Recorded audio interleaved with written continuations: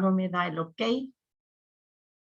Ok, entonces en nombre del Servicio Alemán de Intercambio Académico, les doy la más cordial bienvenida a nuestro simposio Transiciones Energéticas, de todo un ciclo de simposios. Con esto vamos a cerrar este ciclo, es el último en el año.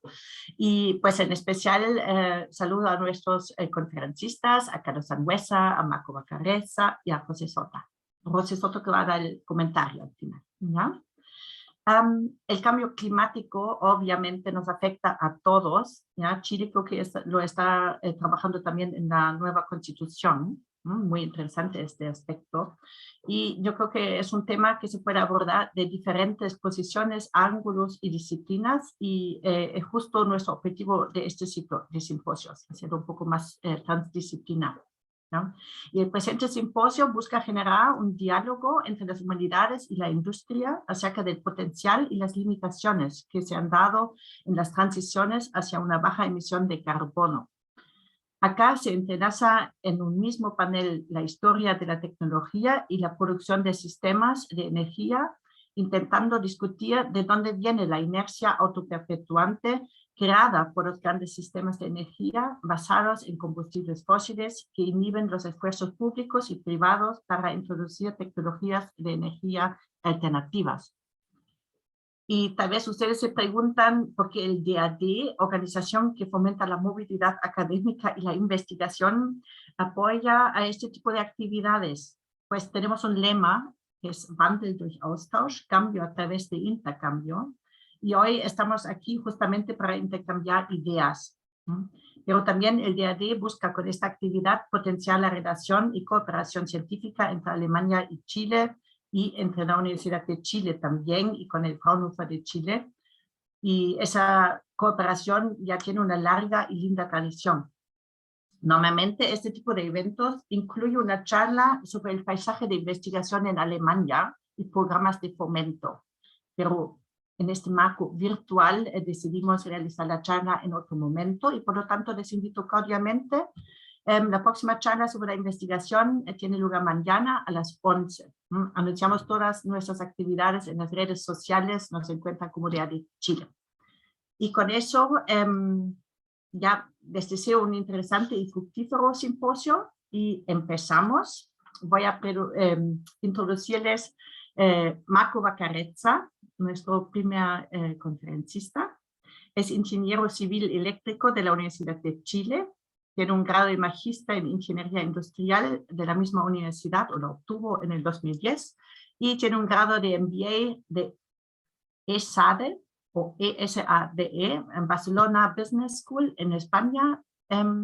Es profesional con 30 años de experiencia en telecomunicaciones y energía. Ha ocupado posiciones en las principales compañías de telecomunicaciones de Chile, participando en el desarrollo de los sistemas de telefonía fija y móvil, tanto en los aspectos técnicos y de negocio, sobre todo en análisis y desarrollo de nuevos negocios. Entre 1990 y 1994 trabajó en Telefónica CTC Chile, en la Subsecretaría de Telecomunicaciones, Subtel, como asesor especializado a cargo de los procesos de desarrollo de nueva normativa y coordinación de procesos de fijación tarifaria. Desde el año 2000 a la fecha ha desarrollado proyectos de consultoría tanto para empresas como para servicios públicos en ámbitos de telecomunicaciones, energías renovables y eficiencia energética. Actualmente se desempeña como gerente de desarrollo de negocios en sistemas de energía solar en Fraunhofer Chile Research, filial chilena de Fraunhofer Gesellschaft de Alemania. Desde esta posición ha liderado y coordinado estudios y proyectos de aplicación de energía solar en diversos sectores y usos industriales: minería, generación de electricidad, gastronomía, agricultura, agroindustria, transporte, construcción, telecomunicaciones, servicios públicos y gobierno. Lo que tenemos aquí un experto con una larga trayectoria. Y Marco Vacarezza nos va a dar una ponencia que tiene el título Cambio climático, un desafío y a la vez una oportunidad de desarrollo para Chile. Y con eso, it's your floor. Bueno, muchas gracias por la introducción y gracias por la oportunidad de presentar estas ideas. Efectivamente, lo lo quise plantear desde la perspectiva de que el cambio climático es un desafío, pero a la vez también, por las características que tenemos en Chile, por las condiciones y los recursos que tenemos, es también una oportunidad. Entonces, y lo voy a acotar a un sector en particular, y ahí lo presento en unas pocas láminas, y ahí después queda abierto para la discusión. Voy a pasar a compartir pantalla.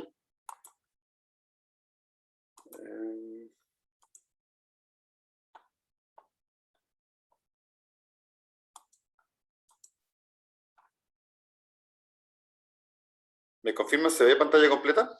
Sí. Perfecto.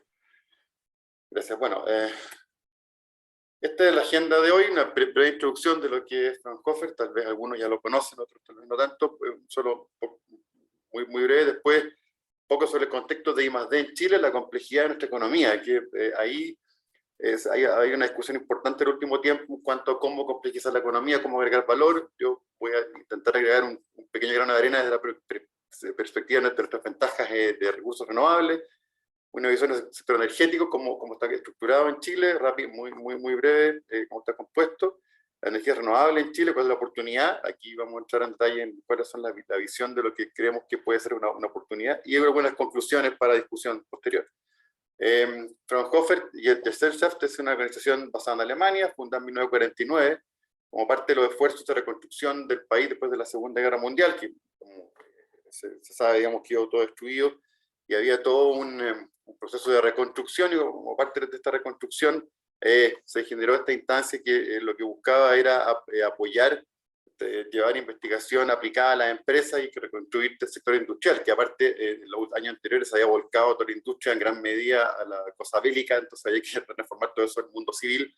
Entonces también ese proceso incluyó la transformación de desarrollos para la guerra hacia el mundo civil, y eso también incluyó diversos avances de los cuales hoy día nos beneficiamos a nivel mundial.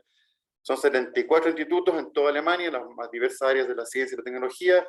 Hay más de 26.000 investigadores e ingenieros, un presupuesto anual de 2.600 millones de euros, lo que se genera se invierte en I+D aplicado, y en promedio se generan más de 2 patentes al día. Esa es la potencia del I+D aplicado que se genera en la red Fraunhofer en Alemania. El rol de este centro, como hemos dicho, es investigación aplicada, es decir, es conectar la investigación de frontera, lo que se hace a nivel académico, con la industria, es generar valor en la industria a partir de la investigación aplicada, llevar en el fondo los desarrollos en TRLs 3, 4 o en grados de avance más de laboratorio, digamos, llevarlo hacia aplicaciones industriales, y a la vez viceversa, es resolver problemas industriales con enfoques de I+D aplicado. Cuando los problemas industriales no encuentran soluciones en la ingeniería convencional, digamos, entonces hay que ir a innovación, hay que ir a nuevas ideas, nuevos procesos, y ahí entran centros como Fraunhofer que resuelven esa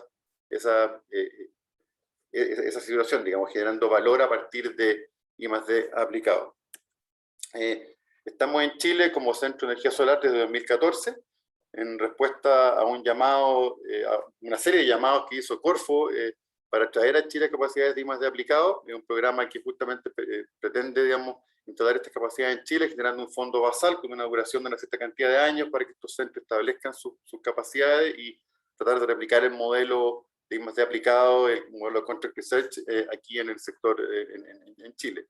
Nosotros en energías estamos enfocados en energía solar, nos vinculamos con Fraunhofer ICE, uno de los 74 centros de Fraunhofer que se dedica justamente a energía solar, y está ubicado en el sur de Alemania, y trabajamos en 3 ámbitos. Tenemos el ámbito fotovoltaico, todo lo que tiene que ver con energía solar a partir de los sistemas fotovoltaicos, que son lo más conocido, ¿no es cierto?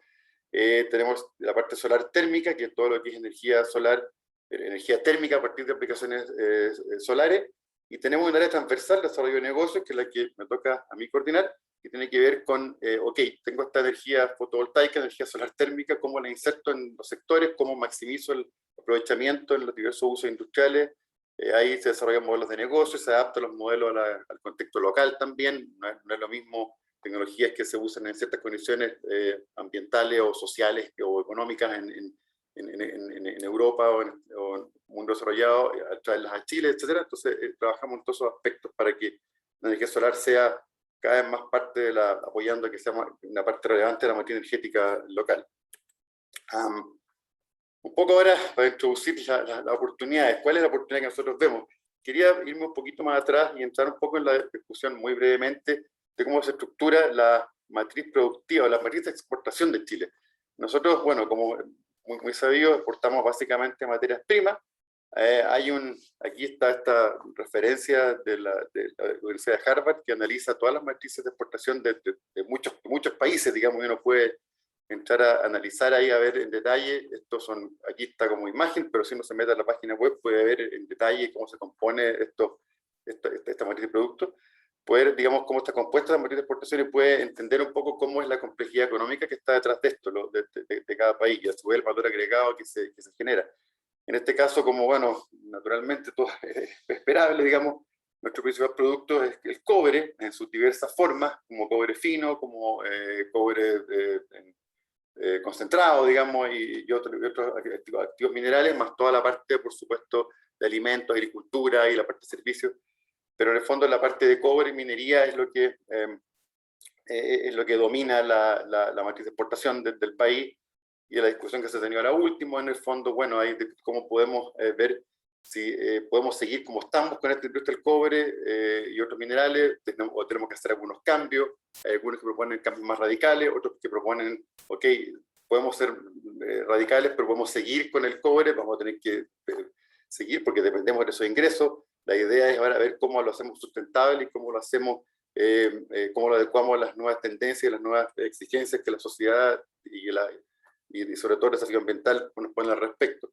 Una segunda bajada que se hace en este mismo sitio web se analiza la complejidad aquí de los diversos productos, la complejidad industrial que está detrás, digamos. Aquí vemos que en general nuestra matriz lamentablemente es bien cargada al café. Esto quiere decir que es de baja complejidad. Solo unos pocos productos tienen alta complejidad según esta definición, digamos. Entonces, eso habla también que detrás hay relativamente poco valor agregado, y eso tiene impactos en que al haber poco valor agregado, en el fondo, bueno, la estructura tecnológica y todo la estructura laboral que se genera atrás se generan bajos salarios, en fin, y ingresos promedio relativamente bajos. Entonces, el desafío es ver, bueno, cómo llevamos esta estructura, tomando las ventajas que tenemos en el país, digamos, a una estructura un poco más compleja, de manera de generar mejores condiciones de vida para el país. Y aquí me puse algunas preguntas, como para iniciar un poco esta discusión. Una economía más sofisticada, esa es la hipótesis, generaría mejor calidad de vida para los chilenos, porque podríamos, ¿no es cierto?, tener mejores trabajos, necesitaríamos mejor educación, mejores condiciones, mejores ingresos. Y eso es lo que uno ve a nivel mundial, ¿no? Las economías que tienen mayor sofisticación tienden a tener mejores niveles de vida y resuelven además, tienen más ingresos para resolver todos los problemas de la vida, desde pensiones hasta temas de salud, educación, etc. Pero ¿cómo lo hacemos? El concepto que yo intento proponer, digamos, poner a discusiones, la vía para hacerlo es insertándonos de manera eficiente en las cadenas de valor de nuestros productos. Nosotros, ok, partiendo de la base que tenemos cobre, litio, y otros productos, digamos, todo el mundo agrícola, por ejemplo, también, pero en este caso centrémonos en minería. ¿Qué es lo que hago ahí? Si tengo cobre, litio, algunos dicen, bueno, entonces fabriquemos baterías o autos. Bueno, puede ser un camino un poco largo, digamos, no sea factible, porque en general, si bien estos son componentes críticos para la electromovilidad, por ejemplo, en rigor, digamos, son una parte muy pequeña del producto final. Entonces tendríamos que importar o traer demasiadas capacidades que no están en el país, y estamos muy lejos de los centros de consumo, de los grandes centros de mercado, de los grandes centros de producción, no tenemos la escala, entonces tal vez irse por ese lado puede no ser tan eficiente. Sin embargo, ahí es donde está la propuesta, el planteamiento, es que nuestra riqueza de recursos naturales es lo que nos da la oportunidad, en el fondo, pasar de cobre y otros productos minerales a cobre verde, litio verde, y eso nos lleva al requisito de reducir la huella de carbono de nuestros productos minerales, y eso puede generar un enorme valor agregado, digamos, es decir, en el fondo, integrarse de alguna forma en cómo seguir exportando lo que exportamos, pero en el fondo agregar valor, digamos, en cómo llegamos a ese producto. Y todo lo que se logre, todo lo que se desarrolle para reducir esta huella de carbono, por supuesto, va a ser aplicable a otros sectores. Después vamos a tenerlo como base para extenderlo a nuestra otra matriz productiva, todo lo que es alimento, agroindustria, sector forestal, salmones, pesca, etc. aplicando en el fondo criterios de sustentabilidad y de reducción de huella de carbono. Y por supuesto, esta mayor necesidad de energía limpia para reducir la huella de carbono de nuestra producción en general, digamos, nos va a permitir tener escala suficiente para después exportar energía. Y aquí se han discutido varias iniciativas, digamos, se estaba hablando del hidrógeno, por ejemplo, el hidrógeno verde, que vamos a ver que puede ser parte importante de esta oportunidad que propongo discutir, digamos, y los derivados del hidrógeno verde, y también se hablaba de otras ideas como exportar mediante cables submarinos y cosas por el estilo, que eso está un poquito más alejado. Nos vamos a ir un poco a lo que es el hidrógeno verde, que es como lo que está tecnológicamente más disponible y más a mano, y se está generando un movimiento mundial que va a desarrollar un mercado de intercambio de hidrógeno y derivado a nivel mundial. Viendo un poco el sector energético nacional, para tener un contexto en qué estamos parados hoy día. La matriz energética nacional ya tiene un componente importante de energía solar y eólica. Tenemos prácticamente a nivel de capacidad instalada, el 17,8%, estos son datos de agosto, han cambiado un poco la fecha, pero no mucho, y ya es energía solar y eólica es casi un 10%. Lo notorio de esto es que estos valores hace 10 años eran casi cero, solar era casi cero. Entonces, en un plazo de 10 años, poco más, poco menos, hemos logrado instalar una cantidad gigantesca de energía solar en el sistema, aprovechando la baja de precios de la energía y además generando condiciones también regulatorias y estables y a continuidades de políticas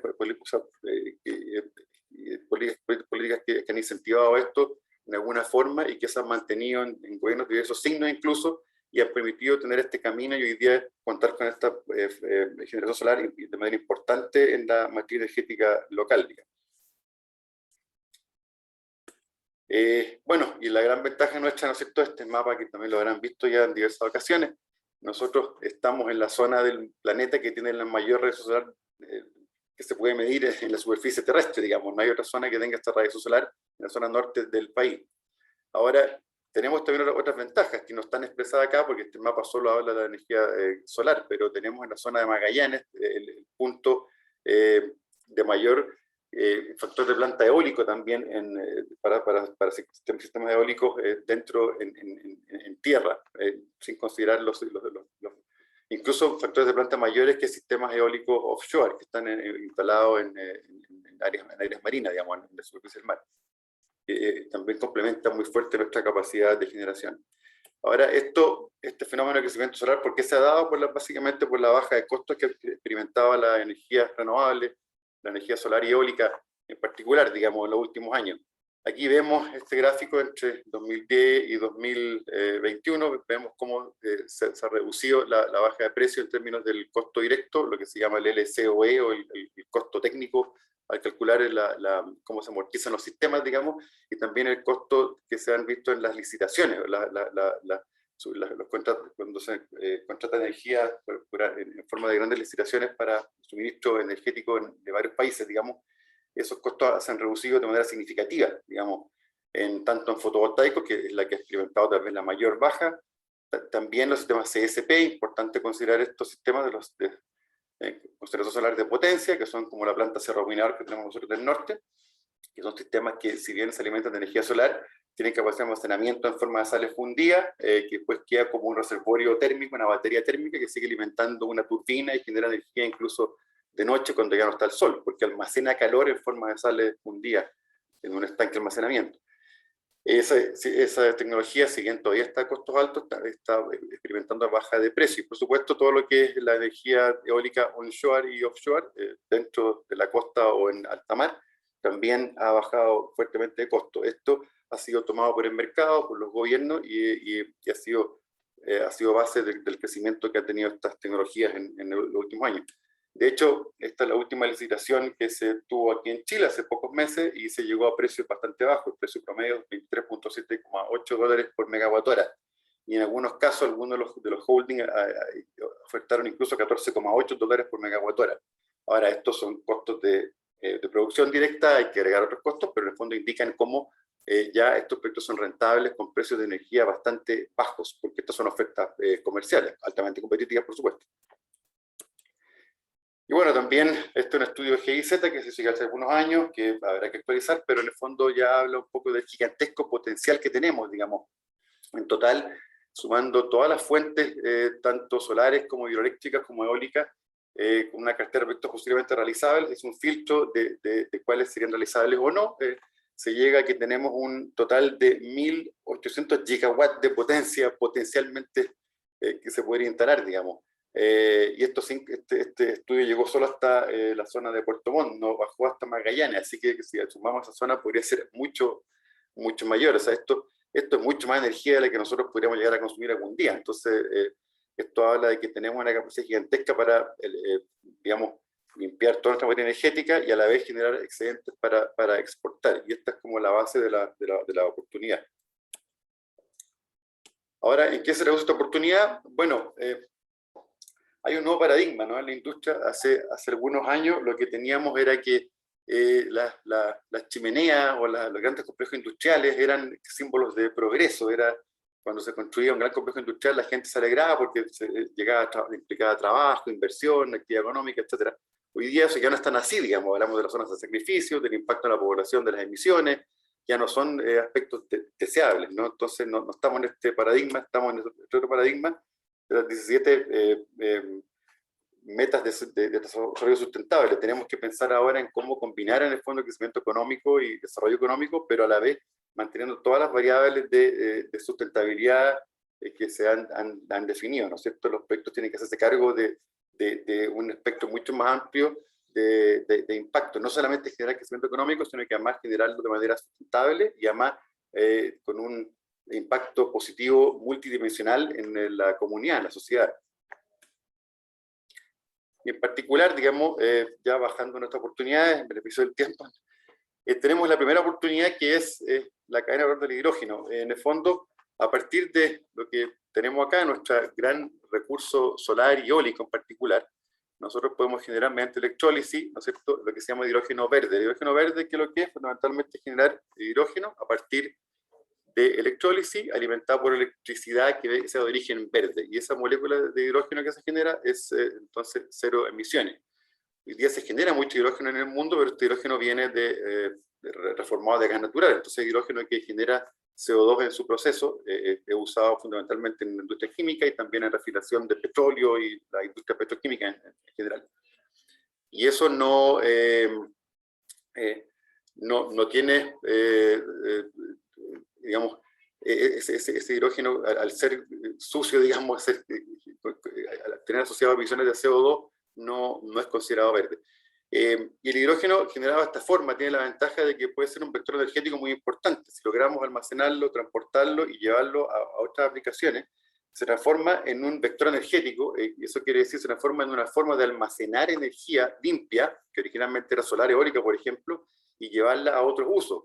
La podemos usar en transporte para alimentar vehículos cero emisiones, la podemos usar para reemplazar combustibles fósiles en procesos industriales, en calderas, en generación de energía, y también a su vez la podemos recombinar esa molécula de hidrógeno con otras moléculas como CO2 capturado en la atmósfera o con nitrógeno para fabricar amoníaco, metanol o combustibles sintéticos. Entonces con eso podemos extender el potencial de energía renovable que tenemos en una zona, en este caso en nuestro país, hacia otros usos y descarbonizar más transversalmente, descarbonizar otros usos industriales más complejos de desarrollar.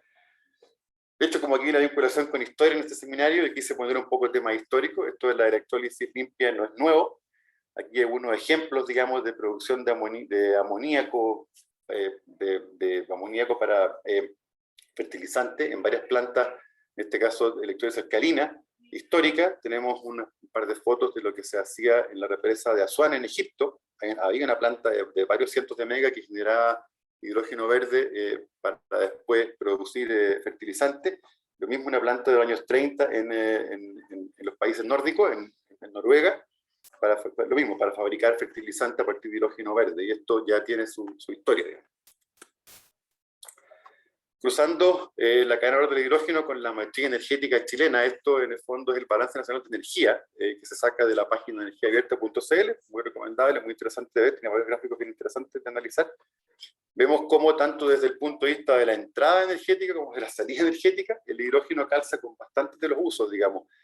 Nosotros tenemos en la entrada de nuestra matriz energética, como ven ahí, petróleo crudo, biomasa, la leña que se usa en el sur generalmente, carbón, gas natural, y todo eso, pasado por la biomasa, pero el petróleo, el carbón y el gas natural es importado. Lo tenemos que traer de afuera, ¿no es cierto? Y la biomasa es local, pero genera una enorme contaminación, etc. Entonces el carbón, perdón, el hidrógeno que podríamos producir a partir de energía solar, o eólica, o hidráulica, si es limpio, mediante electrólisis, puede potencialmente reemplazar estos combustibles en nuestra entrada. Y a la vez después podemos usarlo, ¿no es cierto?, en electromovilidad, en procesos industriales, limpiando los usos que hoy día se le da a estos usos energéticos mediante usando combustibles fósiles, por ejemplo, el sector transporte. De hecho, si vemos la matriz de emisiones o cómo se componen las emisiones de CO2 de Chile, el 78% tiene que ver con uso energético. Tenemos el 32% que es el sector eléctrico, el 24% que viene del sector transporte y el resto entre industria y edificación.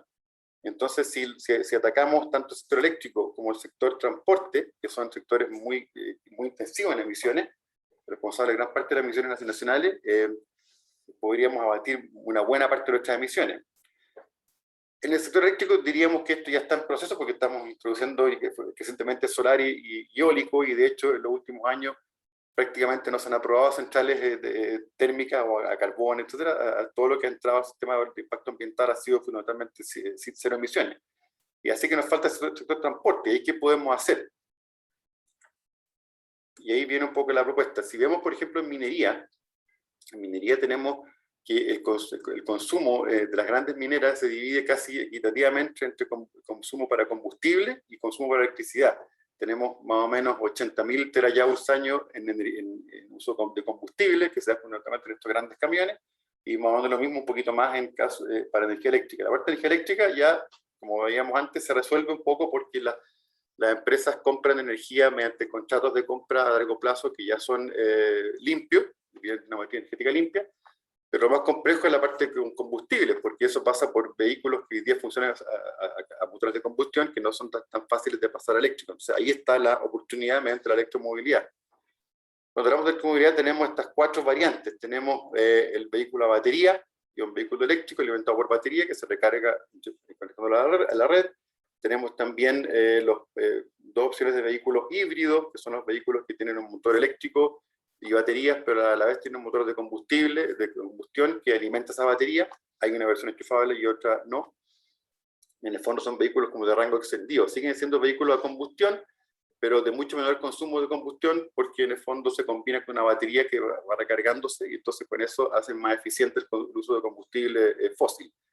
Y después tenemos los vehículos a celda de combustible, que básicamente es un vehículo eléctrico, solamente que tiene una batería más pequeña. Esa batería es recargada con una celda de combustible que toma hidrógeno y hace el proceso inverso de la electrólisis. Con el hidrógeno, al ingresar a la celda, produce una diferencia potencial y alimenta esta batería y a su vez alimenta el motor eléctrico. Y tenemos a su vez un vehículo cero emisiones porque cuando la celda de combustible toma este hidrógeno, lo que emite para producir energía eléctrica es básicamente vapor de agua. Tenemos a nivel mundial ya varios desarrollos de vehículos a celda de combustible. En el mercado industrial hay varias marcas: Cummins, Hyundai, Iveco, Fincat, JCB, que son Volvo, que son marcas que ya han sacado vehículos a nivel piloto, incluso en algunos casos de uso comercial, adaptados a fuel cell, son vehículos eléctricos, funcionando con hidrógeno verde, con hidrógeno en general, digamos, y ese hidrógeno tiene que ser verde para que el vehículo sea cero emisiones, al igual que un vehículo eléctrico, ¿no? Un vehículo eléctrico, si yo le pongo energía de la red hoy día, no es en realidad un vehículo verde, porque la energía de la red todavía es un 40-50% de carbono. Pero si esa energía la aseguro que sea verde, entonces tengo un vehículo eléctrico cero emisiones. En Chile se está haciendo algo ya. Corfo financia 3 programas que apuntan al uso de hidrógeno verde en vehículos a celda de combustible, en 2 casos. Hay un programa con la Santa María, otro con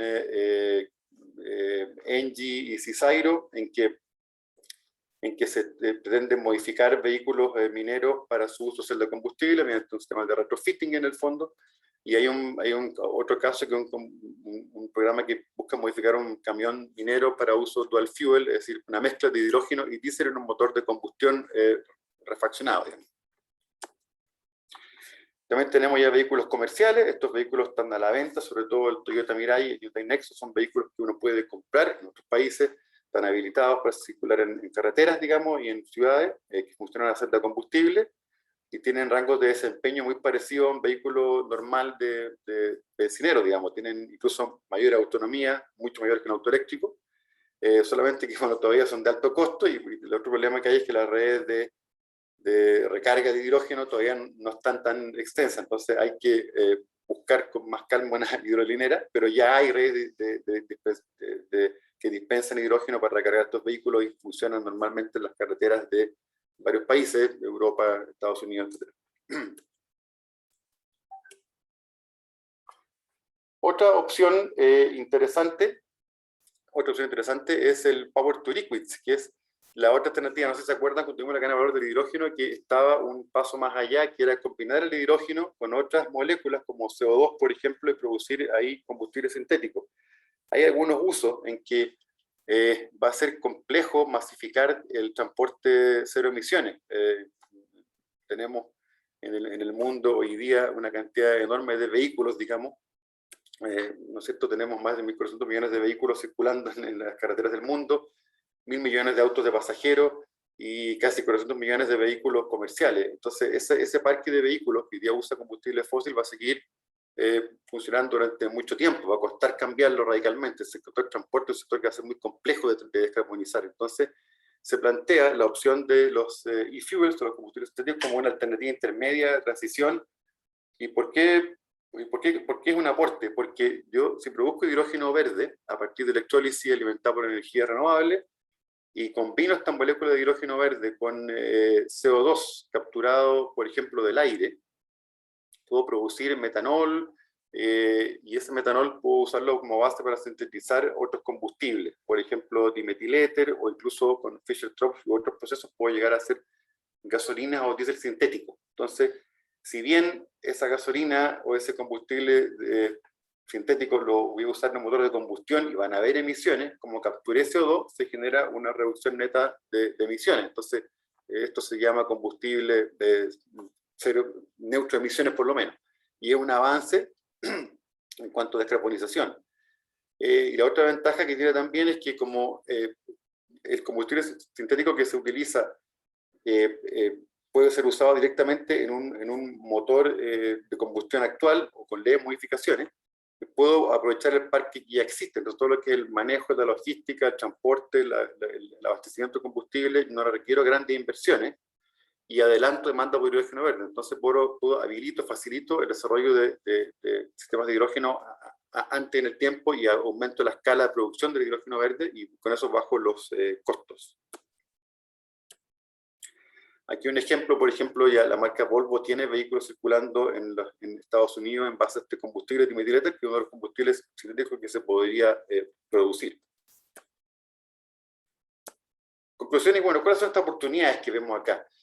En el fondo, por ejemplo, viendo la zona norte del país, que se nos juntan una serie de factores. Tenemos infraestructura minera, infraestructura eléctrica, infraestructura portuaria, tenemos carreteras, gasoductos, y tenemos recursos solares ahí presentes, digamos. Podemos establecer lo que se llama hubs de producción de hidrógeno. Es decir, podemos establecer hubs que se alimenten de energía renovable, que puedan producir hidrógeno a gran escala, tanto para exportar como para abastecer localmente, porque tenemos la infraestructura ahí mismo. Entonces, podemos generar esta demanda base con la minería y ahí tener un primer paso importante para después llegar a exportar energía. Van a haber varios países en el norte de Europa, por ejemplo, que están volcando ya su economía a hidrógeno verde como alternativa para descarbonizar y no van a poder van a ser deficitarios, no van a poder producir todo su hidrógeno y van a tener que importar hidrógeno, y ahí tenemos la oportunidad de nosotros ser proveedores de estos mercados, digamos. Pero por supuesto, armar estos hubs requiere un montón de esfuerzo público-privado, colaboración entre actores, vinculaciones de la investigación e industria, que resolver muchos desafíos intermedios, ¿no es cierto? Y tenemos que además resolver mucha colaboración, mucho contacto internacional, mucho acuerdo de búsqueda de mercado, etc. Esto mismo que podemos hacer en el norte, porque tenemos estos recursos, lo podemos hacer también en el sur, en Magallanes, pensando en polos de exportación de hidrógeno verde o derivados hacia mercados de consumo. Aquí un ejemplo de cómo esto se podría ver, digamos, cómo se podría visualizar. tenemos plantas solares, tenemos plantas eólicas, tenemos demanda minera, tenemos sistemas de captura de carbono, podemos también ir a sistemas de captura de carbono de procesos no evitables, como por ejemplo carbono no evitable, por ejemplo plantas de cemento. Tenemos también puertos que ya hoy día manejan algunos productos químicos, podemos adaptarlos para que también exporten hidrógeno y derivados y llegar tanto a consumos locales como a consumos internacionales.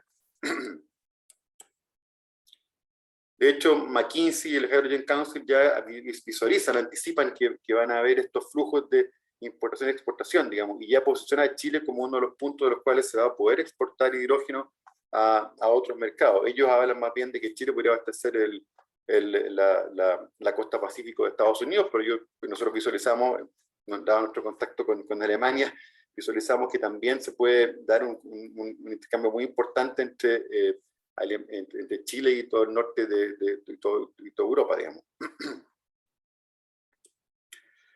Y finalmente, bueno, estos son los desafíos que tenemos que hacer, porque claro, es fácil hablar de estas cosas y ponerlas en unas láminas de PowerPoint, pero bueno, esto implica un montón de trabajo. Y un poco estamos en eso, o sea, Chile tiene una estrategia energética de hidrógeno ya definida, hay algunos fondos que se han aprobado para proyectos que están postulando para escalar, hay algún proyecto que está en construcción ya en Magallanes, están pasando algunas cosas, digamos, y si uno ve también incluso lo que está pasando a nivel de candidatura y de discusión política, el hidrógeno verde ya es parte de la discusión, ahí uno podría incluso decir que uno de los ámbitos en que hay más consenso, digamos, entre todos los diversos aspectos políticos, es justamente digamos, que la energía renovable, el cambio climático es real y que hay en el fondo la energía renovable es como nuestra oportunidad y nuestro ticket de salida y también de desarrollo.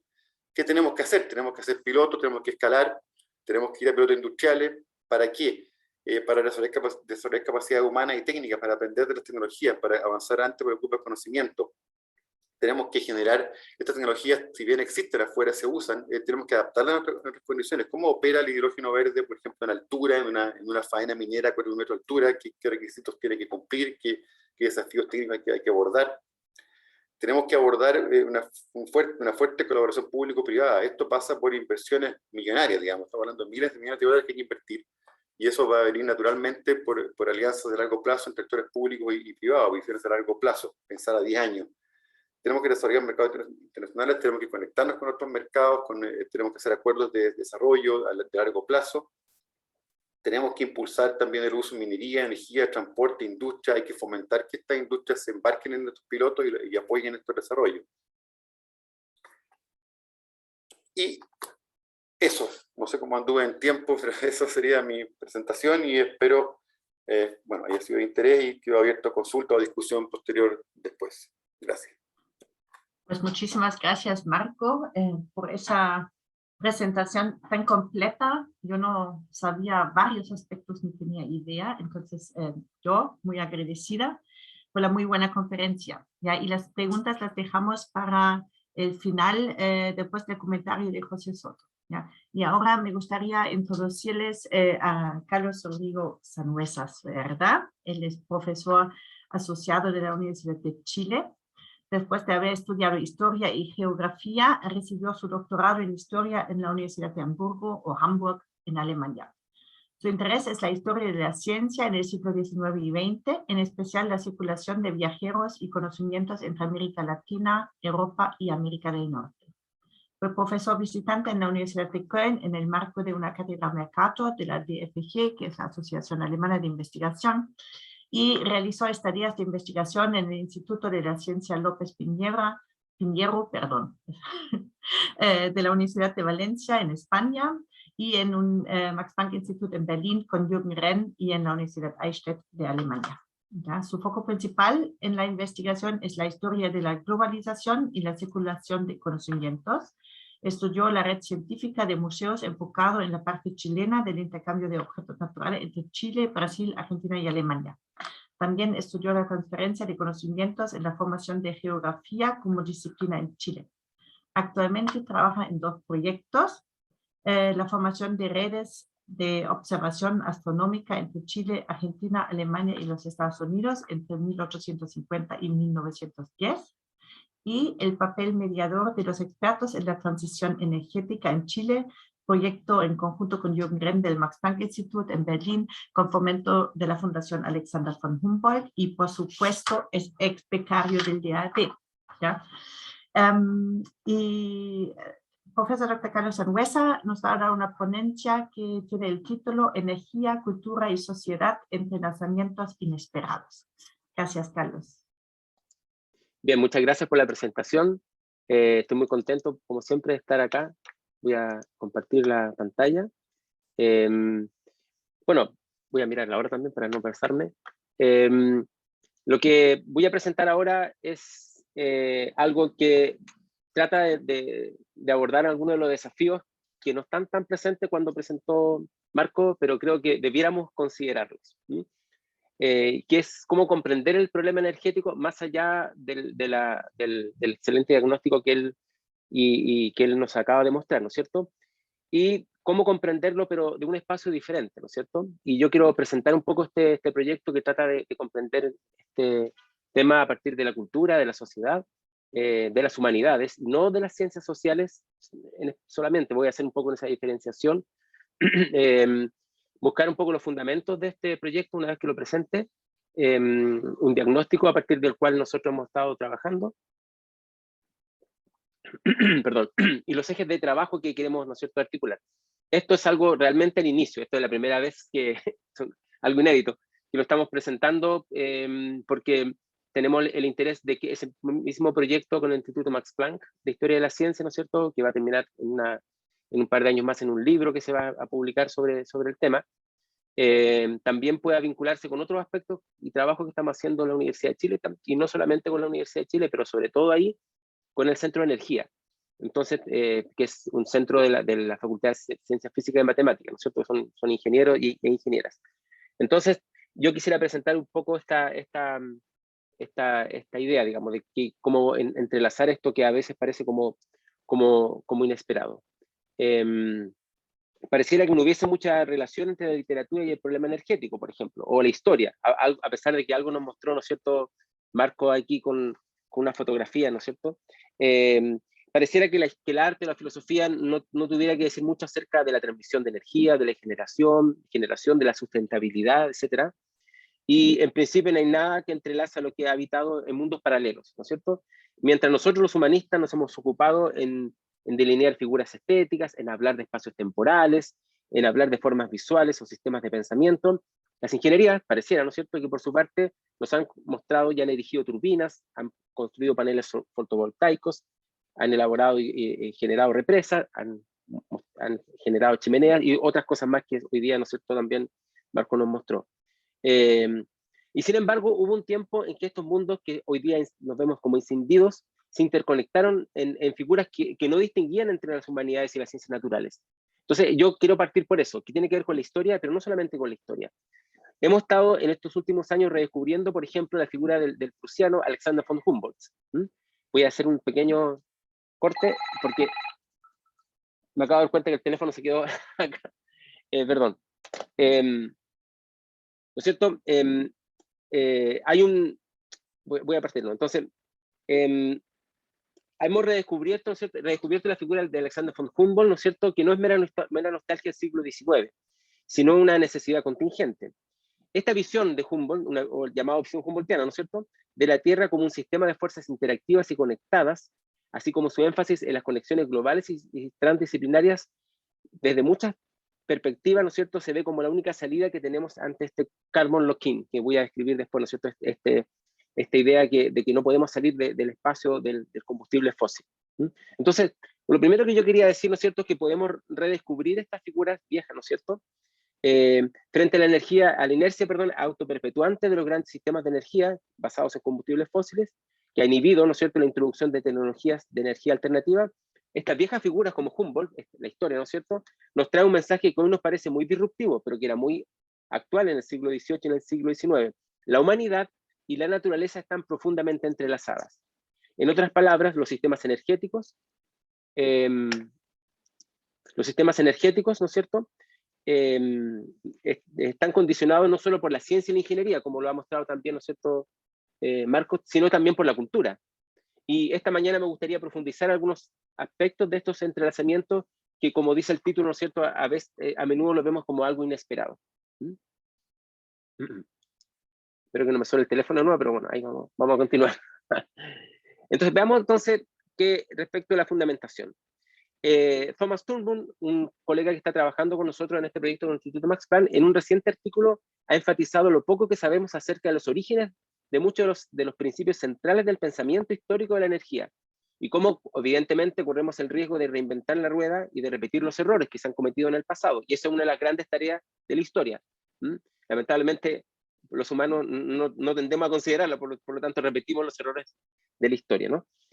Al rastrear la historia de tales relaciones, entonces tal vez seamos más capaces de trascender y pensar de forma diferente nuestro futuro energético y también nuestro presente energético.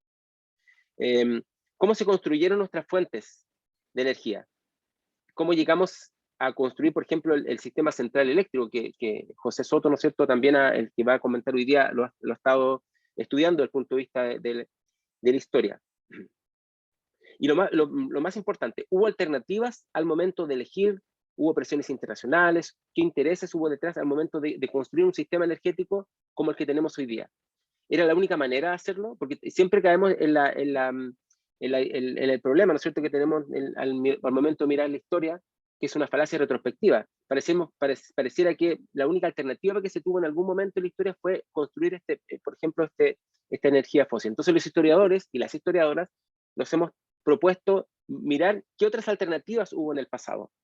Inspirado por Alexander von Humboldt, ¿no es cierto? También podemos mirarlo desde el punto de vista de la vinculación entre las ciencias, la naturaleza y la sociedad. Es necesario darse cuenta que no solo los historiadores están pensando en el papel decidor que los seres humanos han tenido, ¿no es cierto?, sobre nuestra situación energética actual.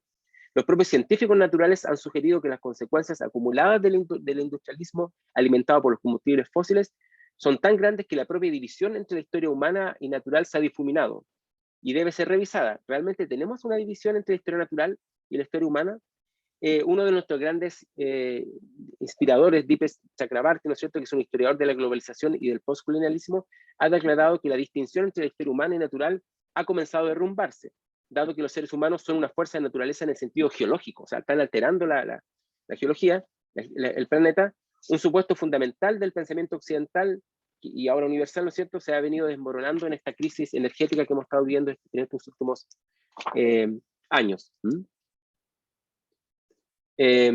Una fuerte e intrincada relación se ha visto, por ejemplo, entre energía y pensamiento moderno. Esto significa que ya no solamente tenemos que pensar en mirar la historia, sino que también tenemos que incorporar la filosofía a la discusión. O sea, los filósofos y las filósofas tienen que sentarse también junto con los ingenieros y las ingenieras a discutir, aparte de los historiadores, ¿no es cierto? Entonces, una fuerte e intrincada relación, como dije, se ha visto entre energía y pensamiento moderno, lo que nos ha exigido una reconsideración fundamental de nuestra comprensión de las fuerzas que han dado forma a la modernidad. O sea, la modernidad es la clave para entender el problema de la energía. La tríada moderna que combina la expansión de los derechos y las libertades, que la modernidad entendía en términos políticos, ¿no es cierto?, el advenimiento de los conocimientos científicos e innovaciones tecnológicas, lo que estaba mostrando incluso ahora Marco, así como el auge de las economías capitalistas, nos ha envuelto en un poderoso discurso que proclama algo bien interesante. Cada año es mejor, más rico, más libre, más grande que el anterior. Esa idea de que cada año tenemos que ir creciendo, ¿no es cierto? Y las empresas lo tienen muy claro, ¿no es cierto? Cada año tienen que crecer más que el año anterior. Esa en fondo es una noción autoperpetuante que ha utilizado la energía fósil, ¿no es cierto?, y que descansa en esta autoevidencia, ¿no es cierto?, que tenemos que crecer porque eso nos hace modernos, y no somos modernos en la medida en que crecemos, y ese crecimiento ha estado basado, ¿no es cierto?, en la energía fósil como única alternativa, la única manera de entender el crecimiento. Ahora, ¿cómo podemos enfrentar esto desde el punto de vista filosófico? Debemos reflexionar en qué sentido lo que conocemos como crecimiento, así como la expansión del acceso a los bienes y servicios que hemos llegado a asociar con la experiencia de la modernidad, es una consecuencia directa de la expansión masiva del uso de la energía por parte de las comunidades humanas. Es decir, hay una relación directa entre los usos de la energía y la modernidad. Esto los que estudian la modernidad lo han entendido desde hace muchos años, digamos, incluso mirando la literatura. Goethe, ¿no es cierto?, Fausto, cuando miraba, ¿no es cierto?, el mar y pensaba en la energía, en aprovechar ese momento, ¿no es cierto?, del rompimiento de las olas, más allá de una contemplación natural de cómo se veía el mar, digamos, sino que más bien como uso. El uso de la energía es fundamental, digamos, de nuestra experiencia de la modernidad. Lo que conocemos entonces como experiencia de la modernidad, basado en nuestras libertades y las expectativas de movilidad casi sin restricciones, donde entra evidentemente el tema de la energía, son la consecuencia de un mundo inundado de las kilocalorías generadas principalmente por los combustibles fósiles. Se ha afirmado que incluso el grado en que la riqueza energética de los últimos 2 siglos ha influido en nuestras relaciones con nuestros cuerpos, ha llegado a moldear las relaciones sociales humanas e impactado incluso en estas variadas actividades que agrupamos bajo el término cultura. Es decir, lo que entendemos por cultura está modelado por esta experiencia de modernidad, que a su vez está modelado por la idea de que tenemos que crecer todos los años más grandes, todos los años más libres, todos los años más ricos, ¿no es cierto? Y había una discusión en los últimos años también en los países justamente que son más ricos, en Europa del Norte, ¿no es cierto?, sobre el propio concepto de crecimiento. ¿Por qué tenemos que crecer todos los años? Bueno, eso para los países que son más pobres, por supuesto, nos parece un discurso un poco extraño, digamos, porque tenemos muchos problemas justamente con nuestro acceso a bienes y servicios, como para ponernos a discusión. Pero solamente quería mencionarlo, nada más. Un tercer elemento que quisiera mostrar, ¿no es cierto? Creo que no anduve a la altura con la diapo. Ya. Un tercer elemento que quería mostrar, ¿no es cierto?, tiene que ver con la estética fósil, con la literatura. Entonces tenemos que sentarnos, los historiadores y las historiadoras, los filósofos y las filósofas, ¿no es cierto?, los ingenieros y las ingenieras, pero también tenemos que incorporar a esta mesa, ¿no es cierto?, a las y los literatos. Se ha afirmado que la estética fósil, en tanto forma del imaginario moderno, es la convergencia entre la materialidad de las sensaciones corporales, la implantación del capitalismo industrial y la cosmovisión energética del universo, así como nos imaginamos el universo. Esta confluencia genera una triple acción sobre la naturaleza, los cuerpos y la imaginación. Por un lado material, ¿no es cierto?, basado en la explotación productiva de los combustibles fósiles; por otro, político, al intensificar los ritmos productivos en el mundo del trabajo. Finalmente, lo cultural, al imponer una comprensión productivista del universo. Lo que imaginamos respecto a la energía actúa sobre el mundo que vemos y cómo lo representamos. Es decir, los imaginarios desarrollados en la literatura, por ejemplo, podemos ampliarlo también a otros ámbitos de la estética, digamos, el cine y otros, ¿no es cierto?, elementos. No es una representación de la realidad, es como nosotros pensamos que esa realidad puede, ¿no es cierto?, ser representada. Y eso es muy importante respecto del papel que juega ahí, ¿no es cierto?, la energía, el crecimiento y el combustible fósil. Entonces, no es una representación fidedigna de la realidad, ¿no es cierto? De allí lo difícil de salir de la trampa autoperpetuante de la energía fósil. Pareciera que nunca podríamos salir de ahí. Estos imaginarios sociales construyen una relación con el mundo natural y una autopercepción de la sociedad. Es un modo de poner un orden del caos, digamos. Se ha dicho que estos imaginarios de la energía han construido un puente entre la naturaleza y la industria. Contribuyeron a naturalizar el modo de producción capitalista, como a industrializar también la percepción que tenemos de la naturaleza. Ahí tenemos que mirar la literatura. Tenemos que mirar la literatura que nosotros tenemos, literatura del carbón, tenemos literatura del sol, tenemos literatura quizás menos que otros países respecto de los propios combustibles asociados al petróleo, por ejemplo. Pero tenemos que pensar cómo nuestra visión del mundo está permeada por estas estéticas literarias. Bien. Paso entonces a dos temas que tienen que ver, uno con el diagnóstico, ¿no es cierto?, que surge a partir de esta perspectiva donde nos sentamos los humanistas y las humanistas con los ingenieros y los ingenieros, ¿no es cierto?, y finalmente para mostrar, ¿no es cierto?, por dónde queremos ir. Esto, como dije, es un proyecto que está tan al inicio que algunas personas que están participando en este proyecto recién se están enterando, digamos, de en lo que vamos. Bueno, hay tres elementos, ¿no es cierto?, que quisiera destacar. Uno, ¿no es cierto?, para entender el problema de la energía hay siempre un sentido de la inmediatez.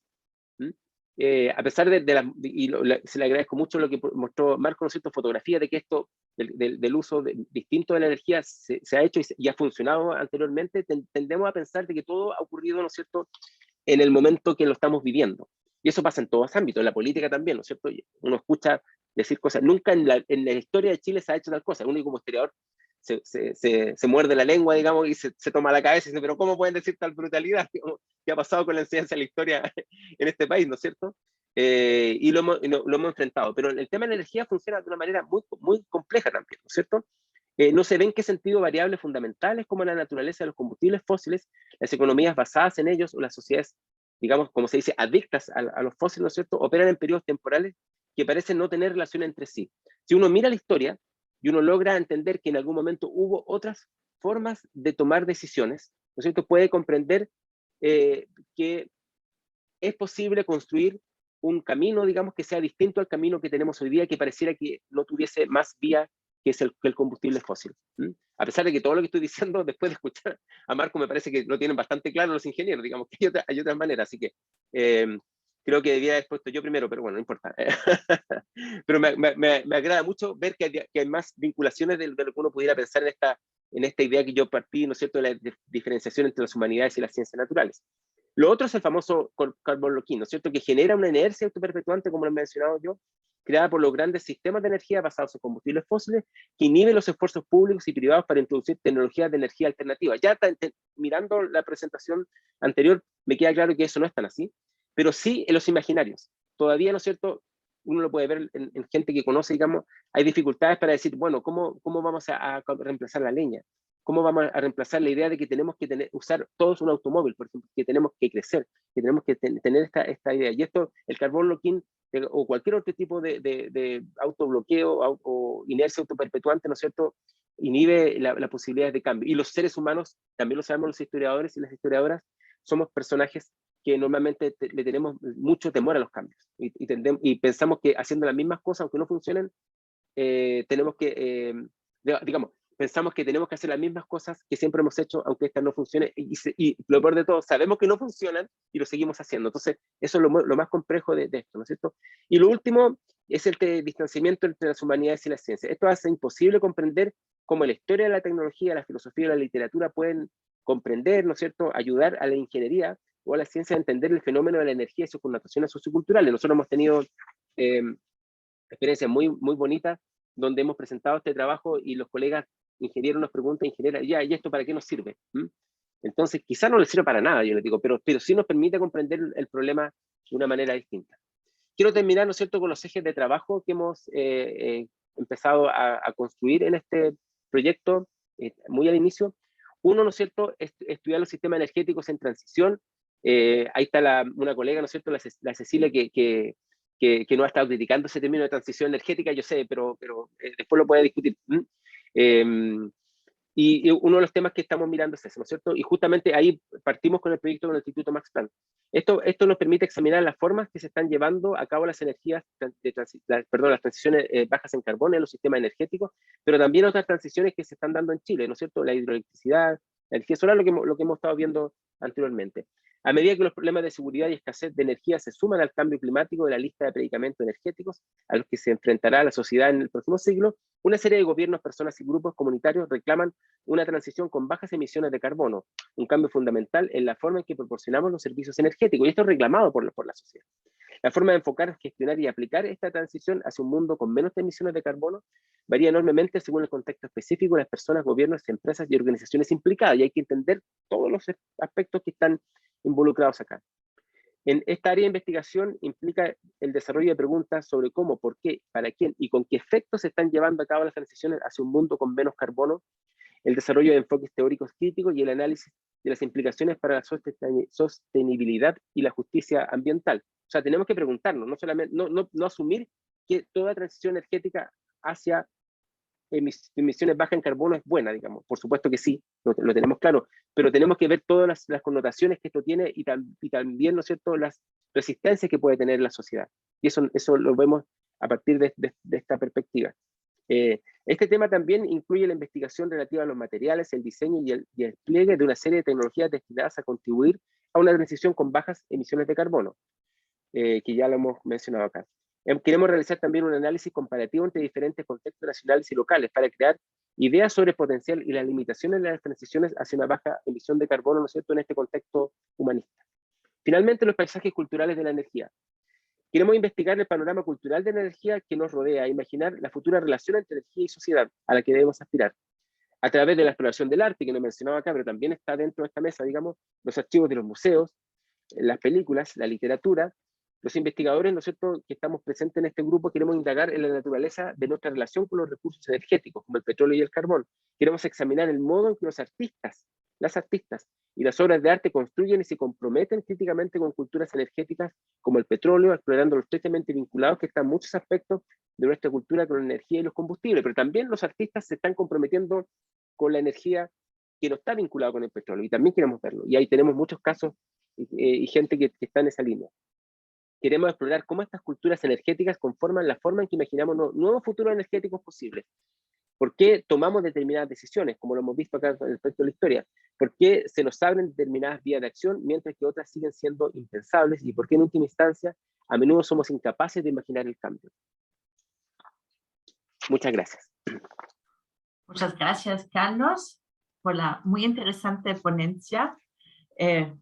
Transdisciplinaridad, interdisciplinaridad son temas que ya discutimos creo que hace 3 años. Recuerdo muy bien un evento alumni con Humboldt.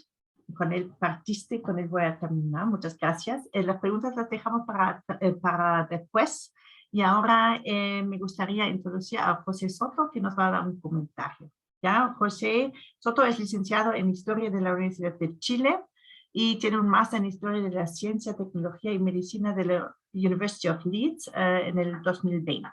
Ha dedicado sus estudios a la historia de la electrificación. Sí. Recientemente ha publicado un artículo sobre las controversias sociotécnicas para el primer plan de electrificación estatal de Chile, y su tesis de posgrado fue un análisis del proceso de electrificación en las colonias británicas. Ha presentado ponencias en distintas instancias académicas de estudios sociales de la ciencia en Chile y Reino Unido. Participa en el Laboratorio de Historia de la Ciencia, Tecnología y Sociedad desde su fundación en 2016. Una red de encuentros entre académicos dedicados al área que comparten sus investigaciones y discuten sobre ellas. Actualmente, el laboratorio está enfocado en la publicación de una obra colectiva sobre la historia de la ciencia y la tecnología en Chile. Muchas gracias, José. Muchas gracias, Susan. Muchas gracias también a todos los presentes. Buenos días. Gracias por la presentación que me acabas de hacer. Me gustaría solamente enfatizar en el rol del laboratorio, ya que estoy aquí comentando en función de mi participación ahí, que es una instancia académica que reúne a expertos y expertas que están interesados en investigar aquellos aspectos de la historia social y cultural o de distintas áreas sobre ciencia y tecnología en Chile, que tiene por intención desarrollar más estos aspectos que estamos discutiendo hoy día. Así que obviamente cualquiera de los presentes aquí está bienvenido, y ya veo algunas caras que son conocidas de ese espacio. Así que también me gustaría ampliar esa invitación. Dicho eso, me gustaría solamente comentar muy brevemente ambas ponencias, tanto de Marco como de Carlos, que han sido, me parece, muy buenas y muy didácticas en cada una de sus áreas, para explicitar cuál es la importancia actual de la discusión sobre sistemas energéticos en general. Claramente Marco nos ha logrado plantear la disputa técnica, la encrucijada técnica en la que nos encontramos como sociedad, como humanidad inclusive, para poder transitar desde un modelo de producción energética basada en combustibles fósiles, y que por tanto, como ya es evidente, está generando en el planeta un desequilibrio climático que nos puede llevar a tremendas catástrofes, que de hecho ya lo está haciendo, y que por tanto pone en peligro nuestra propia existencia. Y simultáneamente creo que Carlos ha profundizado bastante bien en cuáles son los aspectos que determinan o que condicionan, mejor dicho, estos cambios sociotécnicos, en aspectos que no tienen que ver propiamente con la creación de tecnología de manera aparente, pero en la práctica sí lo son, como por ejemplo son los aspectos culturales y de valores y principios que son subyacentes a la mantención de nuestro actual sistema energético basado en combustibles fósiles, que en este caso tiene que ver con nociones de modernidad y en especial de cómo se ha instalado el capitalismo en el mundo actualmente en términos de la producción incesante de bienes y servicios, asociado a la idea de que el crecimiento económico, por tanto, nos traería prosperidad o progreso en última instancia. A mí solamente me gustaría comentar un aspecto que tal vez pueda ayudar a entrelazar ambos ámbitos, y que creo que ha sido delineado tanto por Marco y Carlos, que tiene que ver con el aspecto de la sociedad, si podríamos decirlo. O de otra manera podría plantearlo como el aspecto de la política. En este sentido, en el aspecto de las decisiones. O, en última instancia, cómo involucramos a, tomando el desafío que nos plantea Carlos de la transdisciplinariedad, en el sentido de cómo se incluye no solamente la ingeniería y las ciencias aplicadas dentro de la producción de nuevas tecnologías que nos ayuden a superar este tránsito hacia una transición energética o hacia nuevos sistemas de producción energética más sustentables. Cómo vamos incluyendo no solamente a otras áreas, en este caso, como bien lo plantea Carlos, humanidades y ciencias sociales, sino a mí me gustaría hacer énfasis en cómo incluimos a la sociedad en este tipo de decisiones. ¿Y por qué es importante incluir a la sociedad en este tipo de decisiones? Como bien planteó Carlos, la generación de sistemas, la mantención de nuestros actuales sistemas energéticos están basados en ciertas suposiciones que están muy presentes en la discusión y el debate actual político, que no se ponen en cuestionamiento. Están presentes, pero no se cuestionan. En el sentido de hablar de, por ejemplo, el crecimiento, el desarrollo, el progreso, que son aquellos fines con los cuales queremos alcanzar como sociedad, pero no nos ponemos en cuestionamiento el por qué y el cómo de ese crecimiento o de ese progreso. ¿Qué quiero decir con esto? Que hay poco cuestionamiento respecto a qué entendemos o por qué entendemos la noción de progreso actual y cómo aplicamos esa noción de progreso actual, al menos dentro del mundo político, por ejemplo, que actualmente pueda estar discutiendo, por ejemplo, a propósito de lo que decía Marco, para llevarlo a términos más concretos, sobre el hidrógeno verde. El hidrógeno verde se ha discutido como una fórmula con la cual nosotros podemos desarrollar nuevas fórmulas desarrollar nuevos mecanismos de producción de energía que sean más sustentables, pero hay poco cuestionamiento dentro del mismo sistema político a esto. Tal vez se ha planteado, pero muy someramente, respecto a cuáles pueden ser los impactos ambientales que pueda generar la producción de hidrógeno verde, en especial por el uso intensivo que pueda requerir de agua, por ejemplo.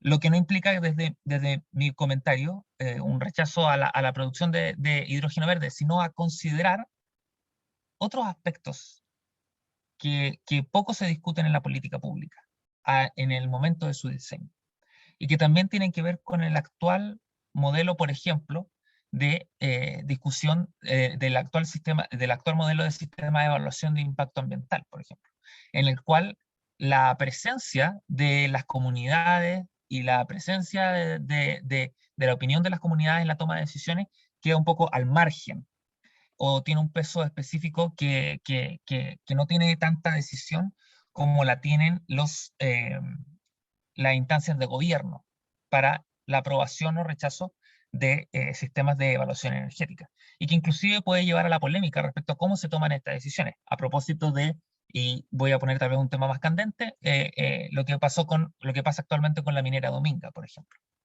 Yo creo que todos esos aspectos u otros donde se generan conflictos socioambientales, pasó con Hidroaicén en el 2011, que tenía que ver también con la instalación de hidroeléctrica, y también podríamos seguir suma y sigue con cómo los conflictos socioambientales en Chile, que podemos verlos, por ejemplo, en el mapa de conflictos socioambientales que presenta el Instituto Nacional de Derechos Humanos, están fuertemente asociados a proyectos energéticos, por ejemplo. Y esa correlación claramente nos habla de cómo el sistema de evaluación de impacto ambiental no incluye a las comunidades, pero aparte, la falta de esa inclusión tiene algún tipo de relación, o al menos requiere investigación, de cómo esa falta de consideración de las comunidades en la toma de decisiones está asociada también a la producción de sistemas energéticos, y esa producción de sistemas energéticos, ¿cómo puede estar asociado también a lo que planteaba Carlos? A ciertos valores y ciertos principios que están detrás de esa producción que no están en cuestionamiento. Y al no estar en cuestionamiento, no se abre, como diría Latour, la caja negra de la toma de decisiones. No se abre por qué se toman ciertas decisiones respecto a políticas energéticas, cómo se toman esas decisiones de política energética, lo que dije en un comienzo. ¿Por qué el progreso? ¿Cómo el progreso?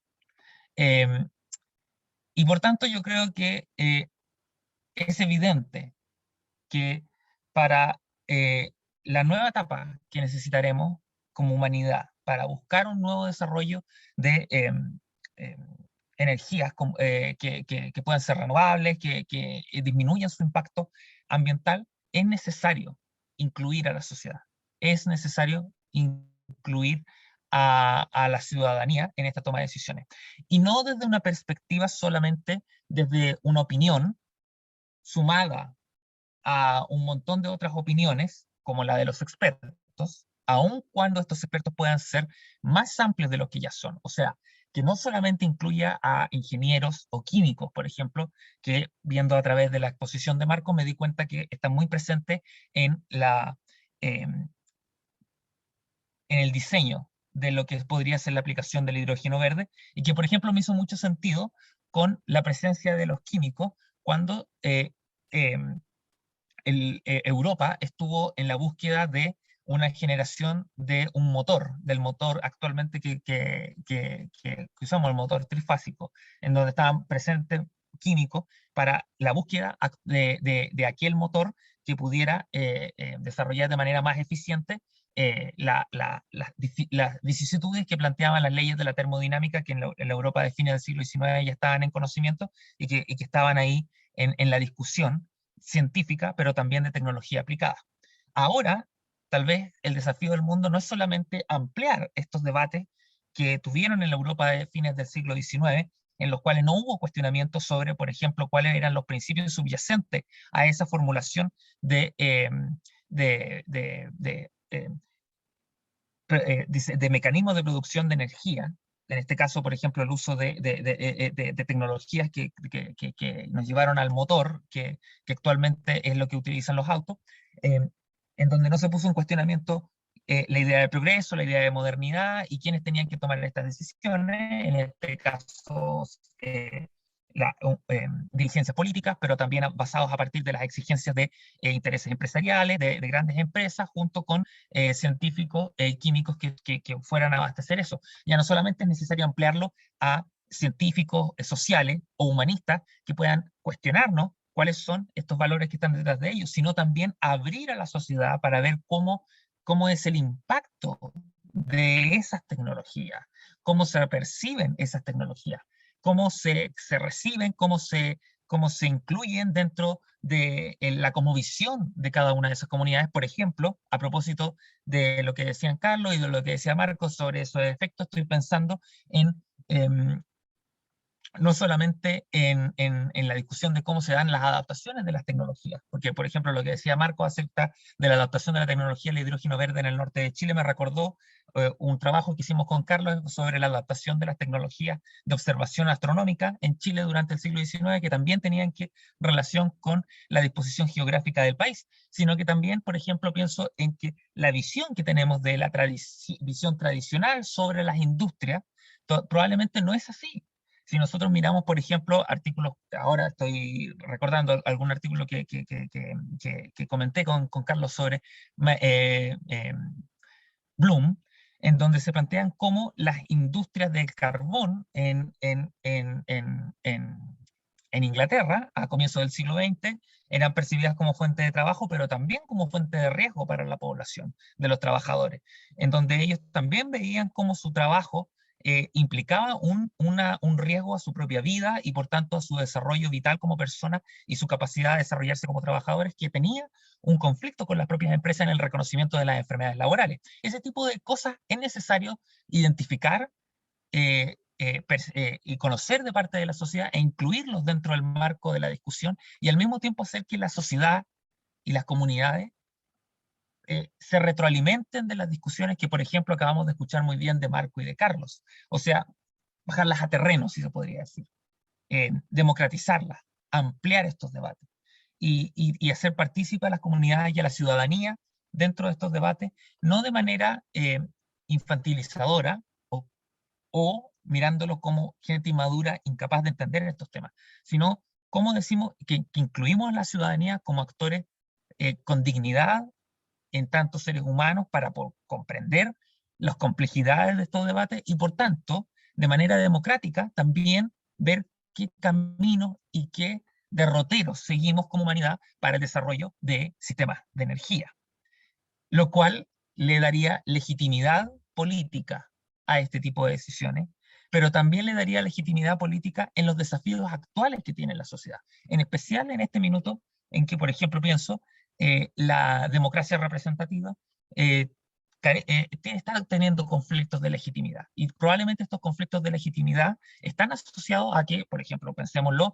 en lo que decía Ulrich Beck sobre la sociedad de riesgo y sobre cómo los expertos están puestos en cuestionamiento, y también la forma de toma de decisiones, porque estamos en un mundo en donde la noción de riesgo está mucho más palpable, más presente, o por lo menos es mucho más ha sido más democratizada, o sea, todos nos sentimos en riesgo de manera más o menos similar, y por tanto se hace necesario democratizar también la toma de decisiones para que estas puedan robustecerse de la legitimidad necesaria para alcanzar un nuevo estadio de desarrollo de la humanidad.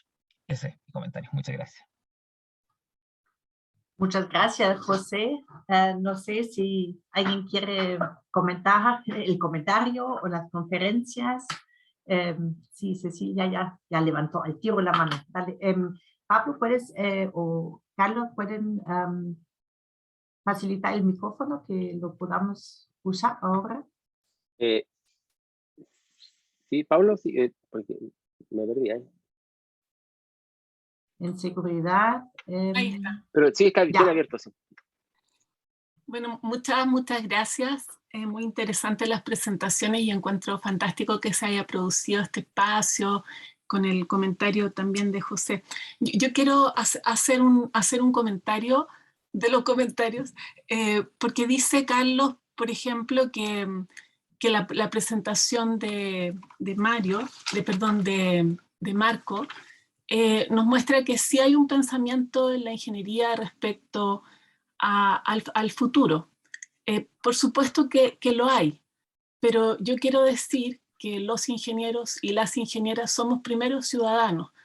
Y pienso, voy a ser súper provocativa, Marco, no lo tomes por favor a mal, que el pensar en soluciones como el hidrógeno verde para reemplazar las fuentes de energía actuales es vasallo, es un imaginario vasallo del sistema que tenemos hoy.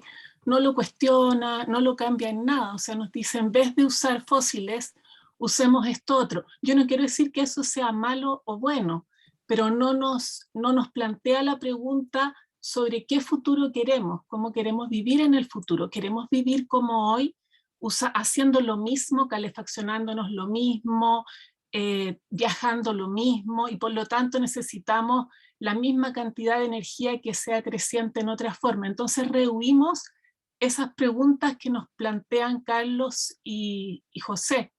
Y en ese sentido yo entiendo que el trabajo de Marco es el trabajo que se nos pide a los ingenieros y a las ingenieras.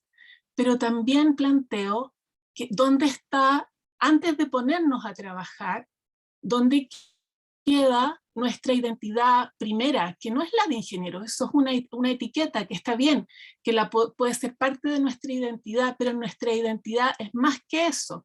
Somos también sujetos políticos, etcétera, y en ese ejercicio democrático de la ciudadanía podemos participar en sueños, y en eso estamos en una crisis con nuestros estudiantes, porque no les entusiasma tanto el perpetuar el futuro, que es el mismo que nos daba nuestra forma fósil. Y en ese sentido pienso que ahí también hay un espacio de un momento, no de que dejemos de trabajar, Marco, en estas soluciones, pero que nos abramos a nuevas maneras de imaginar el futuro, conectándonos con otros aspectos de nuestra identidad diferentes del hacer. Bueno, dejo esa provocación y ya.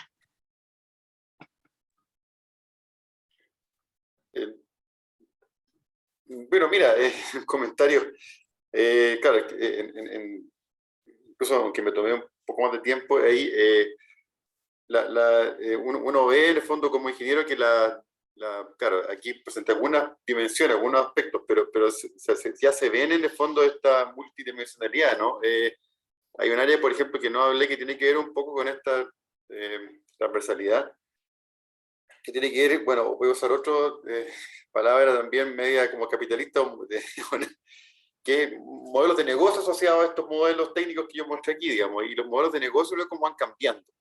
por ejemplo, la electromovilidad y el hidrógeno verde, todas estas cosas también lleva asociado un cambio en cómo se perciben las cosas, el uso. Por ejemplo, hasta ahora uno ve el mismo tema del auto.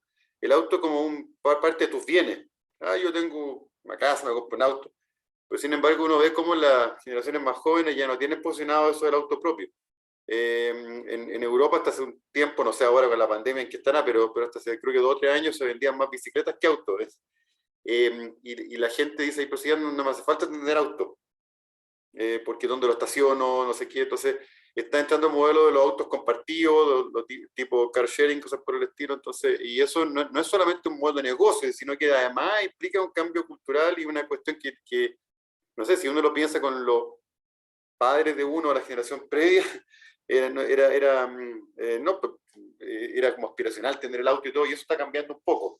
Creo que esa dimensión se está dando de alguna forma, porque estos cambios no vienen solo desde el punto de vista técnico, sino que también se adaptan un poco a cómo se van a usar las cosas. Ahora, y eso tiene que ver también con cómo la sociedad se está aproximando. Y creo que en toda esta discusión hay que tener también poner todo en equilibrio. Hay una pregunta muy buena que puso José, que era crecimiento. ¿Por qué y cómo? ¿Por qué crecimiento y cómo crecemos? Yo tal vez planteo que el por qué, no sé, yo leo harta historia y creo que la humanidad, desde que es humanidad que quiere crecer, digamos, o sea, no sé, desde los tiempos de, no sé, del Imperio Romano, cuando Roma conquistaba un territorio, tomaba villas o aldeas y les transformaba y les ponían acueductos, anfiteatros, foros, mercados, no sé, se quería crecer, o sea, y eso creo que va a estar siempre presente. Entonces, y me parece que la tecnología, la ciencia, en conjunto, y me gusta mucho esta visión transversal de juntar harta disciplina, digamos, de no solo centrarse en la ingeniería o en la técnica. Creo que se puede crecer, o sea, el cómo es más importante, se puede crecer y considerar todas estas variables, y se puede crecer de manera más armónica con la naturaleza, con la sociedad, con las comunidades. Creo que esas dimensiones empiezan a aparecer en los temas de ingeniería de día a día que uno ve, digamos, uno ve cómo la variable social aparece. De hecho, aquí veo a Marcia en la audiencia. Hemos trabajado con Marcia en estos temas, digamos, hemos estado juntos en proyectos, viendo todas las variables. En Diego Almagro hicimos unas cosas en el norte. Creo que esos aspectos están gradualmente presentes, digamos, ya incluso en nuestro día a día con empresas, tú te das cuenta que las empresas no tienen el discurso que tenían años atrás, digamos. O sea, hoy día, hasta hace un tiempo, la comunidad, sí, mira, las pintamos un par de multicanchas y arreglamos el lío. No, hoy día no. Tú te das cuenta que es distinto el approach. Entonces creo que las cosas van cambiando un poco. Y por otro lado también hay que darse ese cargo de alguna forma de que mi visión, puedo estar equivocado, pero que la humanidad, las personas, sobre todo los países que estamos en vías de desarrollo, que tenemos más desafíos por delante, digamos, y tenemos toda esta discusión que pasa por tener más recursos, tenemos que ver cómo crecer. O sea, no podemos cuestionarnos, creo, el crecimiento, sino que sí podemos cuestionarnos cómo crecer de manera balanceada, equilibrada, sustentable y multisistémica. Y creo que eso empieza a aparecer, digamos. Es un tema que me parece incluso que es transversal en varios corrientes de opinión, digamos. Eso podría comentar. Es así. Gracias, Marco. Yo creo que también, no sé, la pandemia también nos hizo todo el tema de la economía, del crecimiento. La pandemia aclaró bien la problemática, la hizo ver, ¿ya? Yo creo que también la pandemia tal vez es un punto crucial para ya empezar de pensar cosas nuevamente, de pensarlas de otra forma, pues definir crecimiento, etcétera. ¿Qué es crecimiento? ¿No? Crecimiento si es económico, tener más dinero, o si es un bienestar, ¿ya? Reducido tal vez en algunas cosas, pero me hace más feliz o más sano si voy en bici que en coche. Bueno, es un ejemplo simple.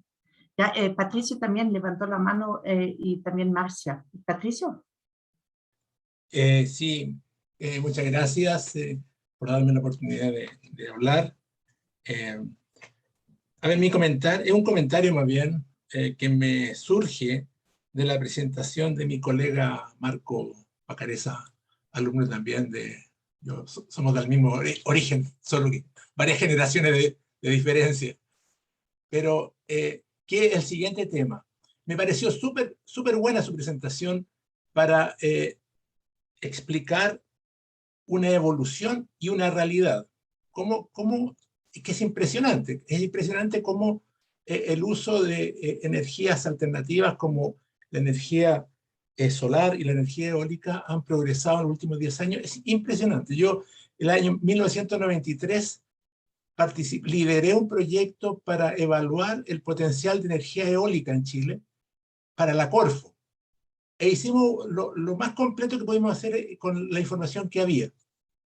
Se preparó ese informe, y ese informe por 10 años aproximadamente durmió en alguna gaveta y nadie lo consideró. Porque en ese momento la energía eólica no era algo que estuviese en la discusión. Pero el punto que quiero hacer, que me lo trae a colación la presentación que hizo Marco, es cómo fue este desarrollo. ¿Cómo fue el desarrollo de la energía alternativa? Y yo creo que el patrón de desarrollo fue el mismo de siempre. Chile sigue siendo una colonia en el desarrollo tecnológico. Nosotros tenemos una visión colonial del desarrollo. O sea, no hay nada nuevo que Chile puso en desarrollo de tecnología, o casi nada. Nosotros lo que estamos usando son tecnologías que vienen de afuera, ¿ya? Y en ese sentido no veo una preocupación a nivel nacional. No veo, por ejemplo, en los grandes discursos de los candidatos a presidente, en los dos que tenemos en este momento, no veo esta mirada de cómo cambiar este paradigma de un Chile que se desarrolla en forma colonial desde el punto de vista del uso de la tecnología. Estamos igual que en tipo la colonia con los españoles. O sea, nosotros compramos básicamente productos. En este momento lo estamos utilizando las capacidades que tenemos por el potencial eólico y solar, pero nada de lo que instalamos somos capaces de crearlo, ¿ya? Y en ese sentido, uno vincula esa realidad como, a ver, ¿con quién me comparo? ¿Con quién me comparo para poder cambiarla? Y me encuentro que hay países tan pequeños como el nuestro que fueron capaces de cambiarla. ¿Y qué estamos haciendo para cambiar esa realidad de incapacidad de innovar en la tecnología? No mucho. ¿Y qué es lo que se requiere hacer? Es aumentar significativamente la inversión en ciencia y tecnología. ¿Y qué más necesitamos hacer? Potenciar radicalmente la educación. O sea, la educación en Chile no es del nivel que nos va a llevar a un desarrollo en el sentido que queremos. Entonces, bueno, básicamente lo que quería decir es que como una presentación tan buena como la que hizo Marco abre preguntas en terrenos laterales que son de alta relevancia si es que queremos llevar a este país a un nuevo estado de desarrollo, en que seamos más independientes, más autónomos, y eso no lo estamos logrando. Esa era mi reflexión a propósito de la presentación de Marco. Gracias. No sé si Marco, si tú quieres comentar algo acerca de lo que dijo Patricio, o si no, doy la palabra a Marcia, como tú quieras. No, sigamos con más preguntas y hacemos un comentario general para no hablar tanto. Ok, gracias. Entonces, Marcia. Bueno, hola a todos, muchas gracias, muy interesante este webinar. Tenía mucha curiosidad de escucharlo desde hace un par de semanas, porque juntar estos temas siempre es súper enriquecedor. Yo trabajo en el Centro de Energías, pero soy ingeniera agrónoma, entonces es como bien raro mi perfil, digamos, pero lo que hemos hecho ahí en el centro es tratar de justamente ampliar esta mirada a los temas tecnológicos y agregar, como decía Marco, enriquecer, ¿verdad?, todos estos proyectos ampliando un poco otros factores que están en juego. Sin embargo, acá yo quería agregar un par de cosas a esta conversa, que ya la han tocado varios, digamos, han hablado de estos temas, pero me parece que sí, en los proyectos en que hemos estado, siempre su centro de gravedad es la ingeniería, ¿verdad?, la ingeniería eléctrica en particular, o el liderazgo, y el resto es como va ampliando, va complementando. Y a mí me parece que en los proyectos tecnológicos o en este tipo en esta transición hay una decisión política que viene antes de resolver el problema tecnológico. Como lo decía la otra vez un ingeniero eléctrico, nosotros resolvemos problemas. Pero yo creo que cómo hacerlo, ¿verdad? Si es hidrógeno, si es solar, si es eólica, viene después de decidir qué queremos hacer. Y en esa decisión política de esta transición, creo que hay que preguntarse lo que ha salido, ¿no? De para quién es la energía, quién la va a consumir, para crecer cómo, para desarrollarnos de qué manera, para seguir haciendo lo mismo, cambiar. Y también quiénes son los dueños, quiénes son los que van a ser dueños de estas gigantes plantas de energía solar y eólica. O sea, estamos como haciendo el mismo modelo, estamos repitiendo. ¿Quiénes pagan los costos ambientales también? ¿Dónde se ponen? El territorio, cómo opina? Entonces, me parece que esa es una decisión política en el sentido de decidir antes qué queremos hacer, por qué nos queremos hacer solar. Porque a veces se confunde con la... yo lo veo, que la tecnología es muy seductora, las soluciones tecnológicas. Yo he visto que a las personas, los ingenieros aquí, no quiero discriminar a nadie, pero les gusta, les soluciona mucho, y yo creo que no porque se pueda hacer hay que hacerlo. O sea, no porque tengamos el desierto de Atacama y que con el 1% podemos proveer a toda Latinoamérica, no estoy bien segura de los datos, pero a mucha gente lo vamos a hacer. Es una decisión política antes, yo creo, de para qué, cómo, toda esa discusión yo creo que tiene que ir antes, y a veces se confunde y se pone la carreta delante de los bueyes. Y yo creo que no, que la otra discusión va antes. Y el otro tema que quería poner era que cómo, también en esta misma lógica de transición, cómo incluimos a la sociedad, ¿verdad? Que aquí también se habló de los ciudadanos, de cómo se participa, y hasta el día de hoy lo que yo he visto, lo que más veo es estas consultas, ¿verdad? Ciudadanas, la gente que opina, lo quiere, no lo quiere. Y yo creo que la transición energética no es un mero cambio tecnológico, ¿verdad? No es como matriz sucia, matriz limpia y estamos listos, sino que hay... Y lo he visto muy vacío, hay el acompañamiento que hay que hacer a la sociedad en esta transición, porque no es un cambio solo de tecnología, es un cambio cultural, es un cambio de hábitos. O sea, usar energía renovable a partir de energía solar, de paneles, es muy distinto a encender, apagar la luz, ocupar la energía cuando uno quiera. También hay cambios de hábitos que hay que, cuando la energía sobre todo es distribuida, por ejemplo, también hay que entender cómo funciona, cómo se produce energía, ¿verdad? Cuál es la curva y cómo la consumo. Y ese acompañamiento yo creo que ha estado súper vacío. El acompañamiento más como a la sociedad, como más integral. O sea, no es solo como digo, una consulta ciudadana, sino que hay un tema cultural también que sería súper interesante poder abordar. O sea, dar como un sostén a esta transición de una manera mucho más integrada. Y eso, y por último, como el tema de la pandemia que también salió, que también la pandemia nos muestra, ¿verdad?, que este sistema globalizado es súper vulnerable, es súper frágil. Entonces, como que nos volvemos a pensar en este otro tipo de soluciones, quizás un poco más territorializadas y localizadas. Eso quería aportar. Gracias. Gracias, Marcia. Yo dejo la palabra a los expertos. No sé si Marco, o Carlos o José o los demás expertos asistiendo quieren comentar. Yo quería solamente comentar que lo importante que vuelvo a decir, entender los términos filosóficos, porque no porque miremos la historia muy antigua, digamos, estamos viendo lo que ocurrió efectivamente en un momento determinado de la historia, sino que siempre la miramos desde el presente.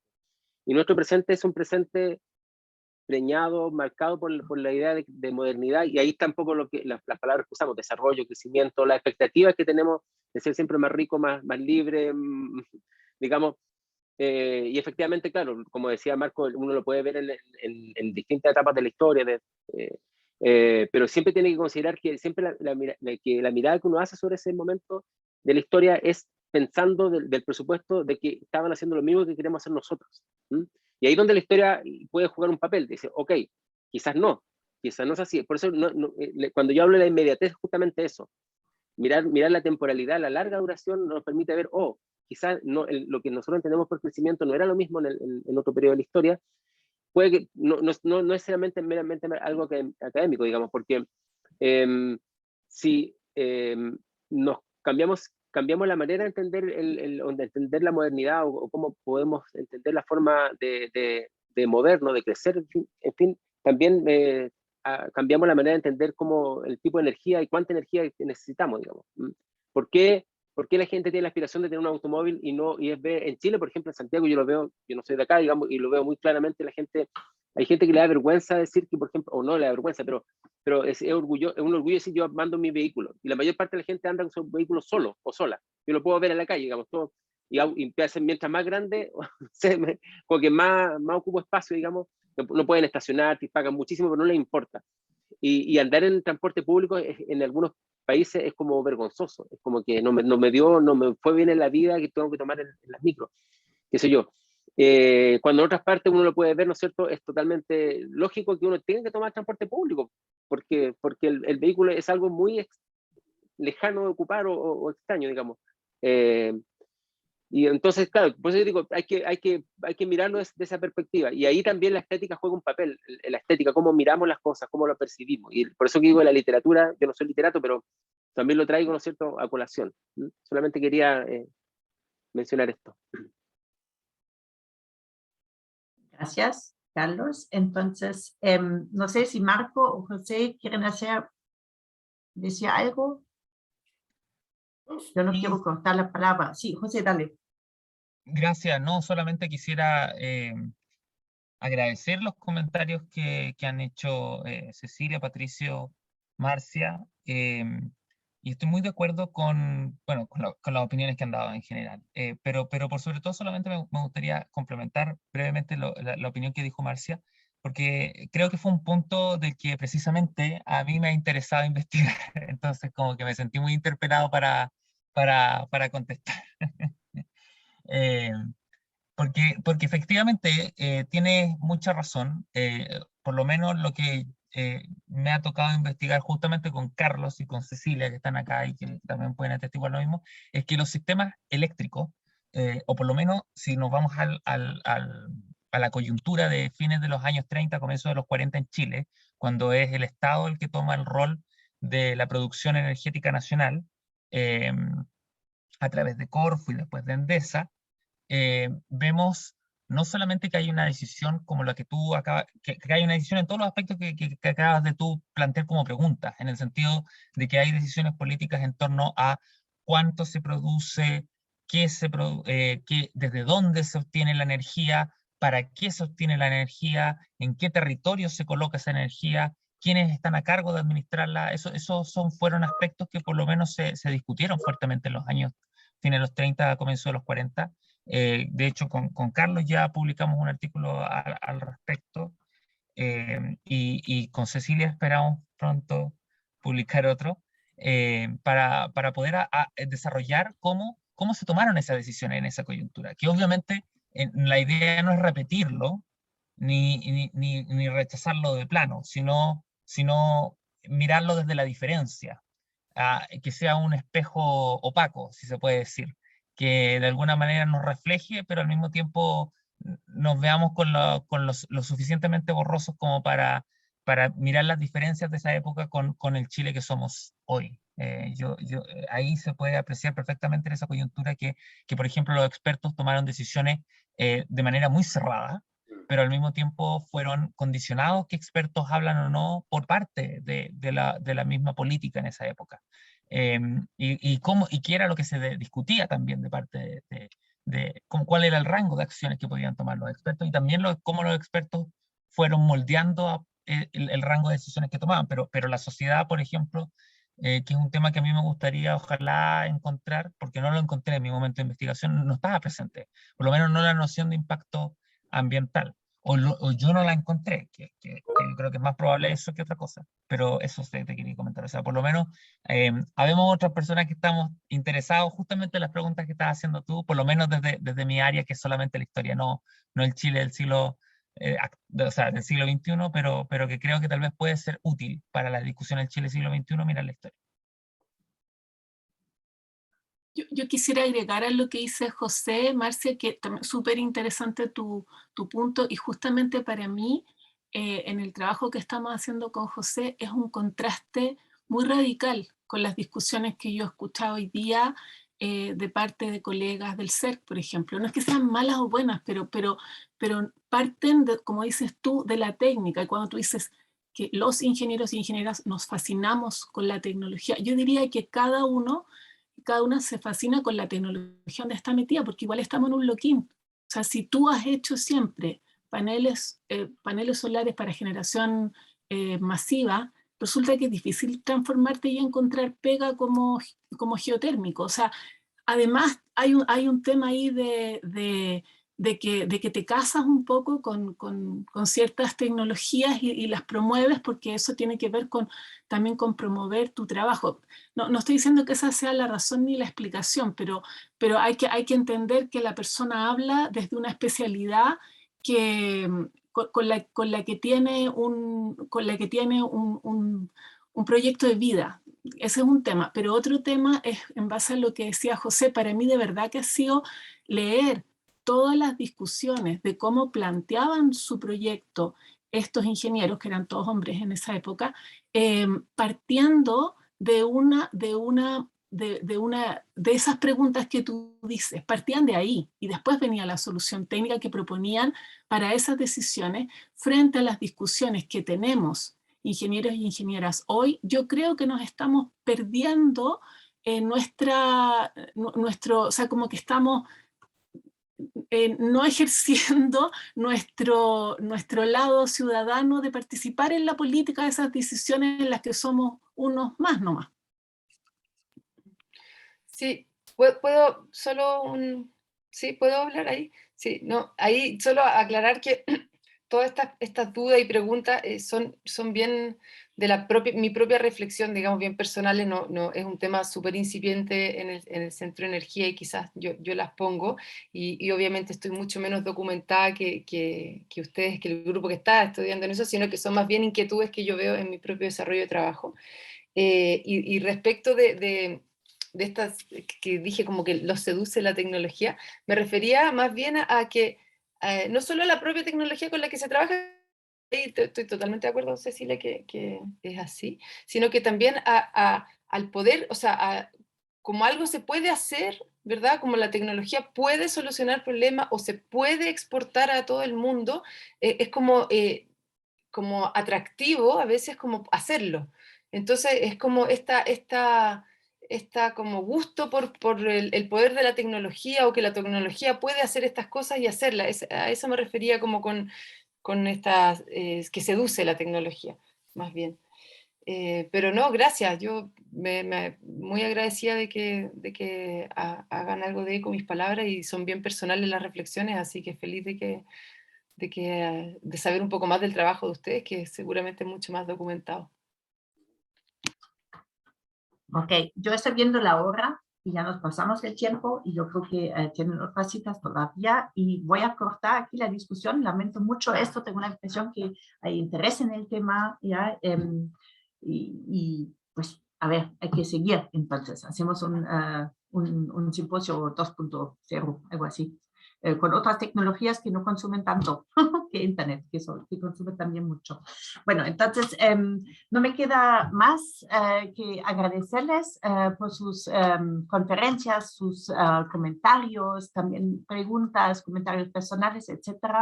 La muy buena disposición. Siempre es un placer para mí de colaborar con tanto con alumni, pero también con Fraunhofer.